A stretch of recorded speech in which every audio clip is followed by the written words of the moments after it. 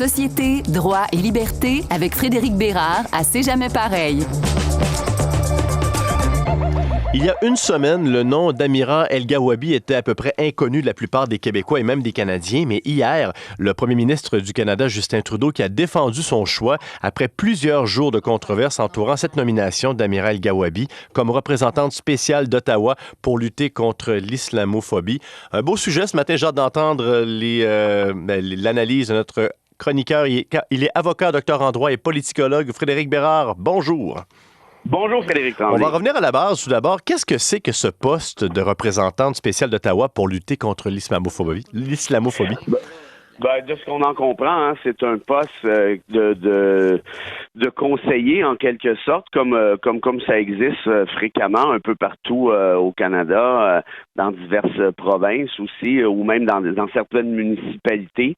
On sait par exemple que Bochra Manaï fait un peu la même chose en quelque sorte pour la mairesse Plante à Montréal sur les questions de racisme et d'inclusion. Donc je pense que ce sont des postes qui sont appropriés, qui sont pertinents. Encore faut-il évidemment nommer les bonnes personnes.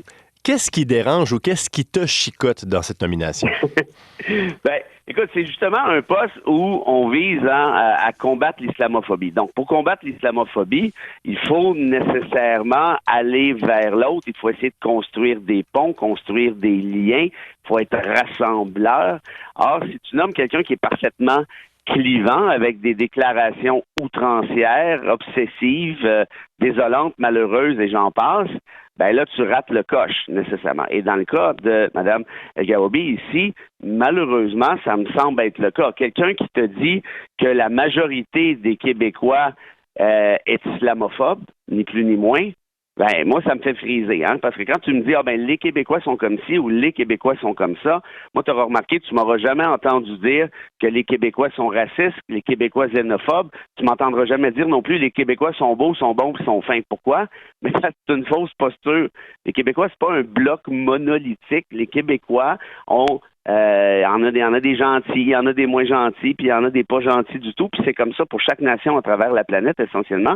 Donc ces espèces de généralisations-là manquent de nuances, mais je veux dire de façon assez épouvantable. Et là, on déterre d'autres déclarations ou prises de position de Mme El-Gawabi. Par exemple, quand Joséphine de l'Université de Toronto a dit que les Québécois en ont eu plein la gueule avec l'impérialisme britannique, elle dit ça me donne envie de vomir, comme si c'était faux. Donc, tout ça pour te dire qu'au final, puis il y a d'autres trucs là, qui sortent ici et là. Donc, c'est quelqu'un qui est très, très, très militant, ce qui n'est pas un problème, mais tu peux être militant en faisant preuve de jugement, qui semble pas être le cas de cette dame. Et là, ça fait réagir, bien sûr, la classe politique à Ottawa, même au sein même du Parti libéral. On a vu hier que les députés à Québec ont voté une motion qui exige que l'Assemblée nationale demande à Ottawa de mettre fin au mandat de Mme El-Gawabi. Ça a été voté à l'unanimité. Les députés de Québec solidaire se sont abstenus. Alors, pourquoi Justin Trudeau persiste et refuse de remettre en question ce choix? Ça, tu vois, ça, c'est la grande question. C'est la question à $1 million. Puis je pourrais pas y répondre de manière définitive, mais je vais te lancer une hypothèse qui vaut ce qu'elle vaut. Peut-être que celle-ci va être infirmée au courant de la journée si Trudeau recule. Mon hypothèse, c'est que Trudeau s'est dit là, moi, il faut que je marque des points par rapport à Pierre Poilievre. Il faut que je devienne le champion des minorités. Il faut que je devienne le champion des droits et libertés. On l'a vu il y a à peu près 10 jours quand Trudeau a annoncé qu'il recourait probablement à la Cour suprême pour baliser la dérogatoire. Ça s'inscrit dans ce cadre-là. Maintenant, la nomination d'El-Gawabi, on lui a demandé si vous aviez su ce qu'elle a dit dans le passé, l'auriez-vous nommé quand même? Il dit oui, absolument. Ça, franchement, écoute, moi, je suis pas du genre à faire de l'allergie pour ça. Là. J'ai le nationalisme assez flexible, mais honnêtement, c'est fort. Là, parce que tu es en train de me dire que tu cautionnes des propos d'une dame qui a associé les Québécois de manière majoritaire à l'islamophobie. Je veux dire, c'est assez épouvantable. Or, quel est l'avantage politique pour Trudeau? Moi, je pense que c'est ça. C'est de dire, regardez, moi, contrairement à Poilievre, je suis le défenseur de ces mêmes libertés publiques, le défenseur du droit des minorités.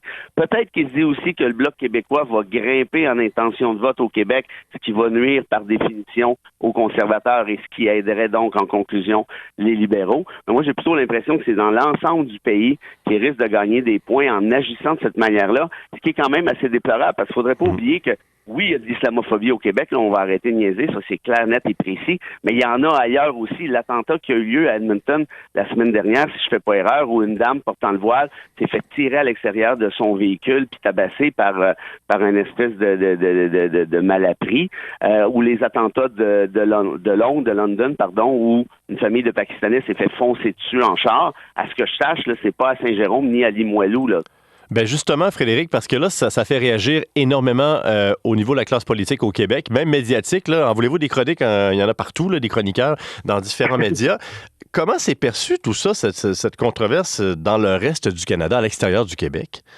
Ben ça, c'est drôle parce que j'ai parlé à CBC News là, 2 jours peut-être.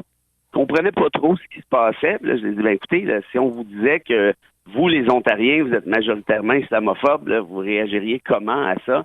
Ah oui, OK, je comprends. Puis j'ai parlé à un journaliste du Globe and Mail hier. Il dit, je veux faire quelque chose là-dessus, mais je sais pas si c'est assez important. Bref, le reste du Canada, j'aime pas le terme Canada anglais parce qu'il y a beaucoup de francophones hors Québec. T'aimes pas le rock? Le reste du Canada, c'est un peu présomptueux de notre part, mais quand même, c'est plus juste que Canada anglais, à mon avis. Dit, OK, bon, ben, le Québec panique, là, encore. Puis, de toute manière, là-dessus, il y a quand même, moi, je pense qu'elle doit démissionner et tout, là, mais faut pas oublier que ce n'est pas un poste électif, hein, c'est un poste de conseiller. Donc, en d'autres termes, l'impact réel qu'aura Mme El-Gawabi sur les décisions du gouvernement Trudeau, ça reste probablement assez symbolique au final. Là, je pense pas qu'elle aura comment je te dirais, une influence magistrale là, sur le cours des choses.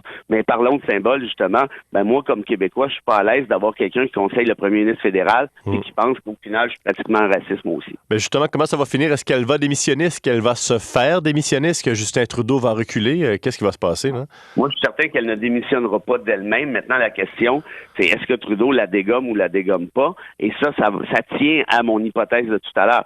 Si Trudeau veut vraiment marquer des points par rapport à Poilievre, veut vraiment tenir la ligne dure, puis je suis champion du droit des minorités, puis je ne bouge pas là-dessus, bon, fort probablement à ce moment-là qu'il la maintiendra en poste.